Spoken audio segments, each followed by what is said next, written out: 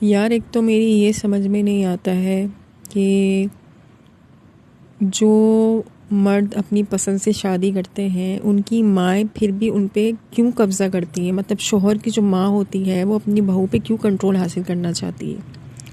یار آپ نے بھی اپنے دور میں، یعنی اپنے شوہر والے دور میں، بچوں والے دور میں، سسرالی دور میں کسی کی ایک انگلی برداشت نہیں کری ہوگی، اپنے اوپر کسی کا کنٹرول جو ہے نا وہ ڈلوانے کی مطلب کوشش نہیں کرنے دی ہوگی. ٹھیک ہے نا. آپ نے اپنے آپ کو آزاد رکھا ہوگا ہر چیز سے، ہر ٹینشن سے، اور پھر آپ اس گھر سے کسی کے بیٹے کو بھی لے کے نکل جاؤ.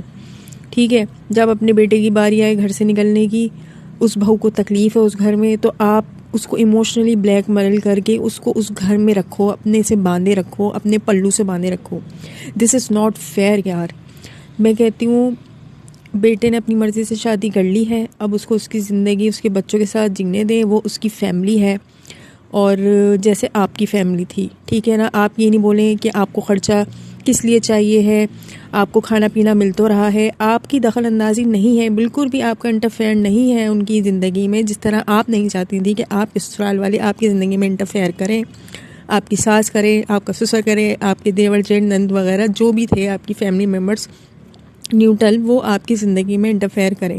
سب کی اپنی اپنی زندگی ہوتی ہے. اللہ تعالیٰ نے بھی ہم سب کو آزاد پیدا کیا ہے، کسی کا غلام پیدا نہیں کیا ہے کہ آپ ہر کسی کے اوپر جو ہے نا اپنی کنٹرولنگ حاصل کرنے کے لیے اس کے اوپر اپنا حکم چلائیں، اپنی جو ہے نا آرڈرز چلائیں. تو یہ ساری چیزیں جو ہے نا اسلام میں نہیں ہے.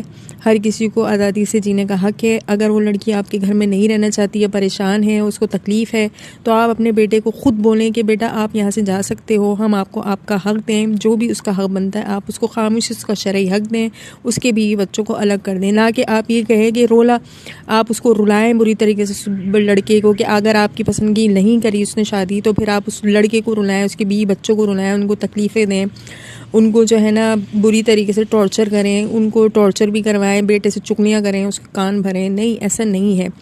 آپ نے اپنی آخرت برباد کرنی ہے تو آپ نے یہ سب کچھ کرنا ہے، اور اگر آپ نے اپنی آخرت سنوارنی ہے تو اپنے بیٹے کو سمجھائیں تاکہ وہ اپنے بیوی بچوں کے ساتھ اپنی زندگی گزارے. ہم نے یہ نہیں کہا کہ آپ کا بیٹا آپ کو چھوڑ دے یا آپ سے الگ ہو جائے. نہیں، اس کے ذمے بھی آپ کے بہت سارے حقوق ہیں، ذمہ داریاں ہیں، تو وہ نبھاتا رہے. لیکن جہاں پہ بہو سکون میں نہیں ہے وہاں پہ بچے بھی سکون میں نہیں ہیں.